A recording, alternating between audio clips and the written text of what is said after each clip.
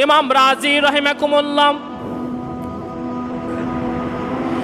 যিনি নাকি তাফসিরে ইবনে কাবির লিখেছেন, পৃথিবীর ভিতরে সবচাইতে বড় তাফসির ইবনে কাবির, তাফসিরে ইবনে কাসির।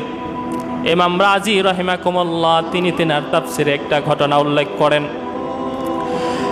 ফেরাউন যখন খোদাই দাবি করেন নাই, ফেরাউন ওই সময় খোদা দাবি করেন নাই। খোদা দাবি করার পূর্বে সে একটা ঘর নির্মাণ করলেন, একটা বাড়ি নির্মাণ করলেন। একটা বাড়ি নির্মাণ করার পরে ওই বাড়ির প্রধান ফটকের ভিতরে লিখে দিয়েছেন বিসমিল্লাহ। সুন্দর করে খোদাই করে বিসমিল্লাহটা লিখে দিয়েছে।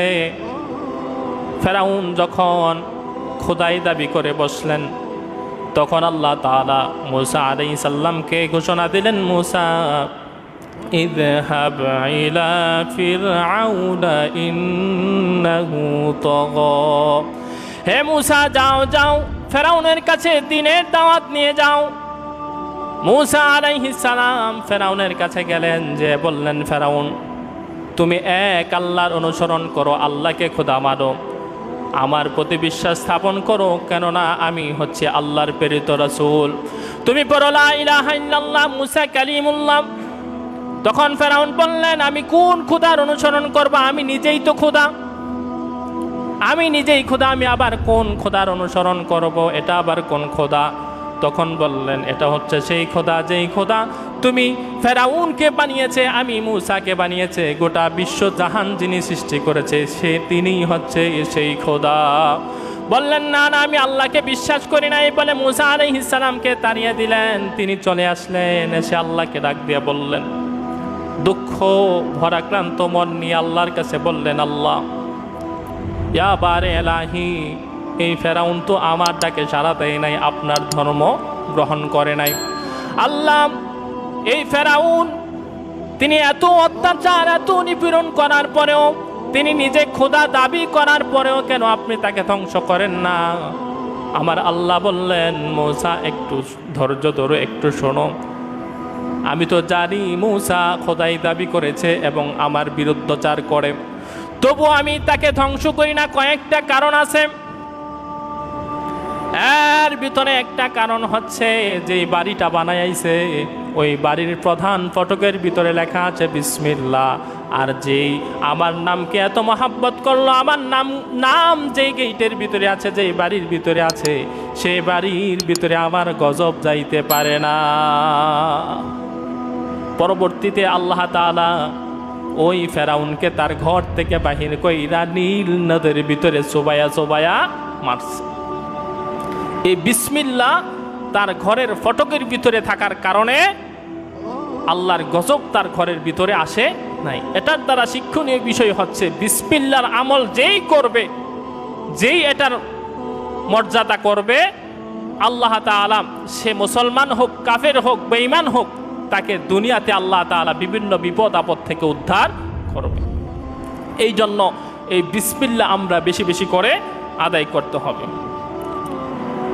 শুধু তাই নয়, নূহ আলাইহিস সালাতু ওয়াস সালাম তিনি তিনার কওমেরদেরকে দাওয়াত দিচ্ছে, দিনের দাওয়াত। 1 বছর নয়, 2 বছর নয়, 100 বছর নয়, 200 বছর নয়, 950 বছর সে তার কওমদেরকে দিনের দাওয়াত দিয়েছে, ইসলামের প্রতি আহ্বান করেছে। 950 বছর দাওয়াত দেওয়ার পরেও কেউ তার দিনের ভিতরে প্রবেশ করে নাই, কেউ তার দিনকে গ্রহণ করে না।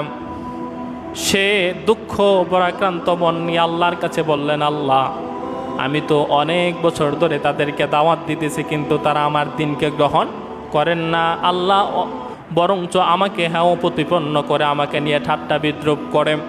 ইয়া বারে এলাহি, আপনি তাদের জন্য একটা ব্যবস্থা করেন। আল্লাহ তাআলা নূহ আলাইহিস সালামকে বললেন, নূহ তুমি একটা কিস্তি তৈরি করো, একটা নৌকা বানাও। অনেক বড় কাহিনী। তখন আল্লাহ তাআলা বললেন, নৌকা বানানোর পরে তুমি গোটা তোমার জাতির ভিতরে, ওই দেশের ভিতরে ঘোষণা করে দাও যে প্রত্যেক প্রাণী থেকে এক জোড়া করে যেন তোমার কিস্তির ভিতরে ওঠে। নূহ আলাইহিস সালাম আল্লাহর অর্ডারে সবাইকে ঘোষণা করে দিলেন। এমনি করে যত প্রাণী ছিল পৃথিবীতে সমস্ত প্রাণী থেকে এক জোড়া করে নূহ আলাইহিস সালামের কিস্তির ভিতরে উঠলেন। যখন নাকি কিস্তির ভিতরে উঠলেন, ওঠার পরে আল্লাহ তাআলা মহাপ্লাবন শুরু করলেন। ঝড় তুফান বৃষ্টি অনবরত পড়তেছে, বাতাস চতুর্দিকে ছুটে পড়ছে। এমন সময় নূহ আলাইহিস সালাম ভয় পেয়ে গেলেন, না জানি আমার কিস্তিটা ধ্বংস হয়ে যায় কিনা। এত জোরে বাতাস, এত জোরে বৃষ্টি পড়তেছে। তিনি নৌকাতে ওঠার সময় পড়লেন বিসমিল্লাহি মাজরিহা ওয়া মুরসাহা ইন্না রাব্বি লাগফুরুর রহিম। হযরত নূহ আলাইহিস সালাম এই বিসমিল্লাহ বলে যখন নূহ আলাইহিস সালাম যখন বিসমিল্লাহ বলে ওই কিস্তির ভিতরে উঠলেন, এই বিসমিল্লাহর বরকতে গোটা দেশ, গোটা পৃথিবী ধ্বংস হয়ে গেল। পৃথিবীর ভিতরে যত বড় বড় পাহাড় আছে সকল কিছু ধ্বংস হয়ে গেছে, সকল কিছু ডুবে গেছে। কিন্তু হযরতে নূহ আলাইহিস সালামের কিস্তির বিন্দু পরিমাণ কোনো ক্ষতি হয় নাই। এই জন্য ভাইয়েরা, এই হচ্ছে বিসমিল্লাহর একটা পাওয়ার, একটা ক্ষমতা। নূহ আলাইহিস সালামের সময় গোটা দেশ ধ্বংস হয়ে গিয়েছিল। পৃথিবীতে যত বড় বড় পাহাড় ছিল সব কিছু ডুবে গেছে। একাধারে 40 দিন অনবরত পানি উপর থেকেও পড়ছে এবং নিচ থেকে যত গর্ত ছিল সকল গর্ত থেকে পানি উতলাইছে। এমনি করে সকল কিছু ধ্বংস হয়ে গেছে। এত কিছু ধ্বংস হয়েছে, এত ক্ষতিগ্রস্ত হয়েছে, কিন্তু হযরত নূহ আলাইহিস সালামের নৌকা এবং তার ওই নৌকার ভিতরে যত মানুষ ছিল, অল্প কিছু মানুষ ছিল এবং যে প্রাণীরা ছিল, এই প্রাণীকুলের ভিতরে কোনো কিছুই কি হয় নাই, কোনো অসুবিধা হয় নাই। পরবর্তীতে ওই অল্প কিছু সংখ্যক লোক থেকে আবার এত বংশ বিস্তার হয়েছে। ওই অল্প সংখ্যক এক জোড়া প্রাণী থেকে এত হাজার হাজার কোটি কোটি প্রাণীর আবির্ভাব হয়েছে। এ থেকে একটা শিক্ষণীয় বিষয় হচ্ছে, যখন নাকি আমরা কোনো পানিপথে যাত্রা করব, নদী দিয়ে, যেই পানির উপর দিয়ে যখন আমরা যাত্রা করব, তখন আমরা এই দোয়াটা পড়ব, এই কোরআনের এই আয়াতটা পড়ব, বিসমিল্লাহি মাজরিহা ওয়া মুরসাহা ইন্না রাব্বি লাগফুরুর রহিম। এটা যখন আমরা পড়ব, তখন আল্লাহ তাআলা পানির যত অকল্যাণ আছে, পানির যত ক্ষতিগ্রস্ত দিক আছে, সকল কিছু থেকে আল্লাহ আমাদেরকে কি করবেন, উদ্ধার করবেন। শুধু তাই নয়, হযরত সুলাইমান আলাইহিস সালাম তিনি নবীদের ভিতরে সবচাইতে পাওয়ারফুল ছিলেন, তিনি বাদশা ছিলেন। তিনার অর্ডারে জিনেরা কাজ করতেন, বাতাস তিনার কথা শুনতেন, পৃথিবীতে যত কিছু ছিল সবাই তার কথা শুনতেন। তিনার সময় ক্ষমতাধর একজন মহিলা ছিল, ইয়েমেনের রানী বিলকিস। হযরত সুলাইমান আলাইহিস সালাম তিনার কাছে একটা চিঠি লেখছে, আর ওই চিঠির প্রথমে লিখে দিয়েছেন বিসমিল্লাহির রহমানির রহিম। তিনি যেই উদ্দেশ্যে এই চিঠিটা লিখেছে, এই বিসমিল্লাহর বরকতে রানী বিলকিস এত ক্ষমতাধীন হওয়ার পরেও হযরত সুলাইমান আলাইহিস সালামের প্রস্তাবে, বিয়ের প্রস্তাবে সে রাজি হয়ে গেছে। রাসূল সাল্লাল্লাহু আলাইহি সাল্লামের সময়ও যারা যখন নাকি কোনো ব্যক্তির কাছে চিঠি লিখতেন, তখন শুরুতে এটা কি লিখতেন, বিসমিল্লাহির রহমানির রহিম লিখে দিতেন। আমরাও যার সাথে প্রথমে কথা বলবো, চলাফেরার ক্ষেত্রে, দেখা সাক্ষাতের ক্ষেত্রে, সব সময় আমরা সব কিছু শুরু করার ক্ষেত্রে কি পড়ব, বিসমিল্লাহ পড়ব। ঠিক আছে, ইনশাআল্লাহ। আরেকটি গুরুত্বপূর্ণ বিষয় হচ্ছে, হযরত ঈসা আলাইহিস সালাম তিনি হচ্ছেন আমাদের নবীর পূর্বের নবী। ঈসা আলাইহিস সালামের ইন্তিকালের পরে 600 বছর পরে, মতান্তরে 500 বছর পরে আমাদের নবীজির আবির্ভাব হয়েছে। হযরত ঈসা আলাইহিস সালামের এতই ক্ষমতা ছিল, সে যখন কোনো মৃত ব্যক্তির সামনে যাইতেন, কোনো কবরের সামনে দাঁড়াইতেন, কবরের মানুষটাকে যদি তার দেখার জন্য ইচ্ছা জাগতো, তখন তিনি বলতেন কুম্বি ইজনিল্লাহ, আল্লাহর হুকুমে দাঁড়ায়া যাও। ওই কবরের মানুষটা 100 বছর আগে মারা যাওয়ার ফলেও ওই কবরের মানুষটা লাভ দিয়ে আল্লাহর হুকুমে দাঁড়ায়া যাইতেন। হযরত ঈসা আলাইহিস সালাম একদিন এক কবরের সামনে দিয়ে যাইতেছে। এমন সময় তিনি দেখতেছে ওই কবরের ভিতরে কঠিন আযাব হইতেছে, ওই লোকটা চিল্লাপাল্লা করতেছে, অনেক কঠিন আযাব। ঈসা আলাইহিস সালাম সামনে চলে গেলেন, যে ওযু গোসল করলেন, কিছুক্ষণ পরে আবার ওই কবরের পাশ দিয়ে আসতেছে, দেখতেছে কি ওই যেই লোকটার কবরের ভিতরে আযাব হইতেছিল, ওই লোকটার কবরে এখন সুখ আর শান্তি, সে আনন্দে হাসতেছে। সুবহানাল্লাহ।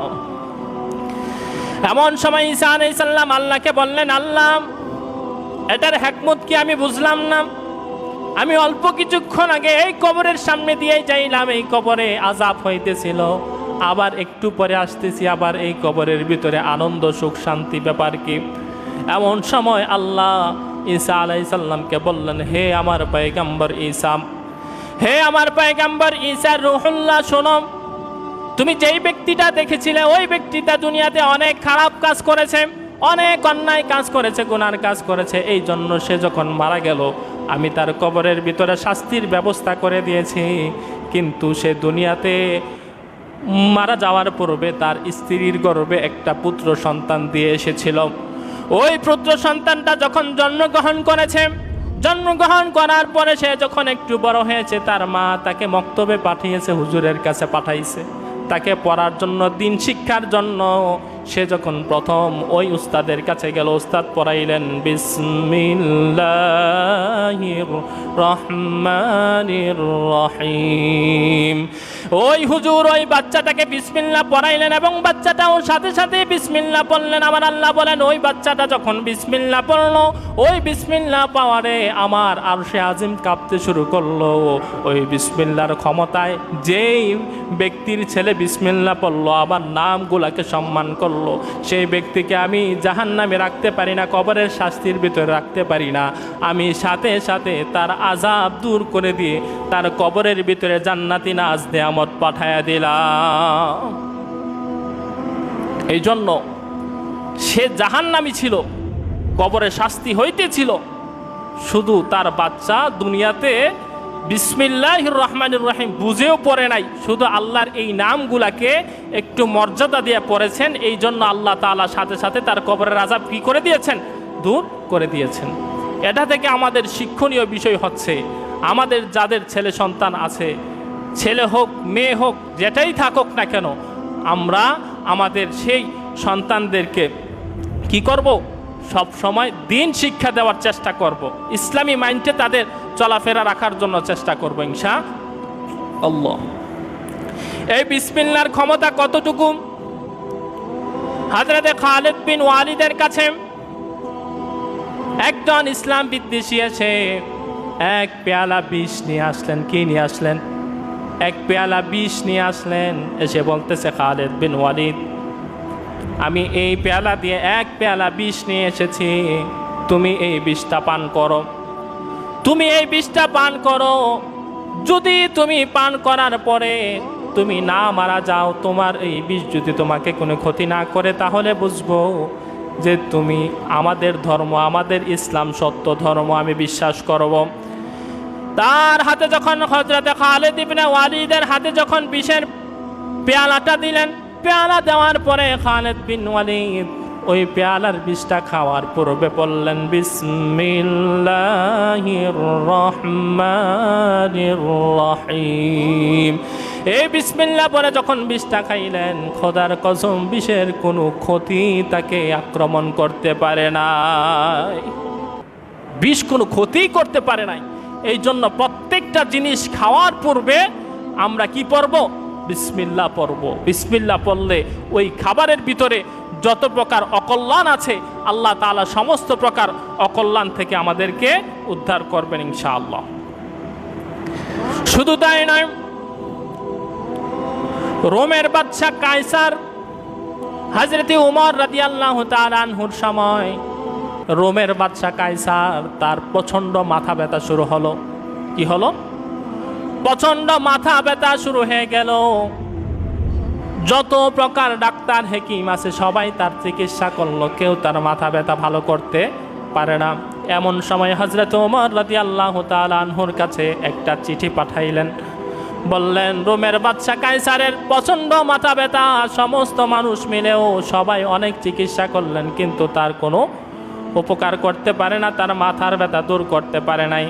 এমন সময় হযরত ওমর রাদিয়াল্লাহু তাআলা আনহু তিনার পক্ষ থেকে একটা মাথার টুপি তারকে গিফট করলেন, একটা টুপি পাঠাইলেন। ওই টুপিটা নিয়ে কায়সারের মাথায় যখন লাগাইলেন, লাগানোর সাথে সাথে যেই ডাক্তার হাকিম সারাদিন মিলেও, মাসের পর মাস মিলেও তার মাথা ব্যথা ভালো করতে পারে নাই, ওই টুপিটা পরার সাথে সাথে তার মাথা ব্যথা ভালো হয়ে গেল। যখনই নাকি টুপিটা পরে তার মাথা ব্যথা ভালো, টুপি খুললেই আবার মাথা ব্যথা। এটার হিকমত তিনি বুঝে নাই। কিছুদিন পরে সেই টুপিটা খুলে ভালোভাবে খেয়াল করে দেখলো যে ওই টুপির ভিতরে লেখা আছে বিসমিল্লাহির রহমানির রহিম। হযরত ওমর রাদিয়াল্লাহু তাআলা আনহু তিনি শুধু ওই টুপির ভিতরে খোদাই করে লিখে দিয়েছিলেন বিসমিল্লাহির রহমানির রহিম। এই বিসমিল্লাহর বরকতে আল্লাহ তাআলা ওই রোমের বাদশা কায়সারের মাথা ব্যথা ভালো করে দিলেন। এই ছিল বিসমিল্লাহর বরকত। এই জন্য ভাইয়েরা আমার, আমরা যখনই সময় পাব, যেই কাজ করব, সেই কাজের পূর্বেই কি করব? বিসমিল্লাহ পড়ব। সর্ব অবস্থায় আমরা বিসমিল্লাহ পড়ব। আমরা সর্ব অবস্থায় যদি বিসমিল্লাহ পড়ি, তাহলে আল্লাহ তাআলা আমাদের সকলকে সমস্ত প্রকার বিপদ আপদ থেকে উদ্ধার করবেন। এবং যেই কাজ করব, ওই কাজের ভিতরে যদি কোনো অকল্যাণ থাকে, ওই অকল্যাণ থেকে আমার আল্লাহ তাআলা কি করবেন? আমাদেরকে উদ্ধার করবেন ইনশাআল্লাহ।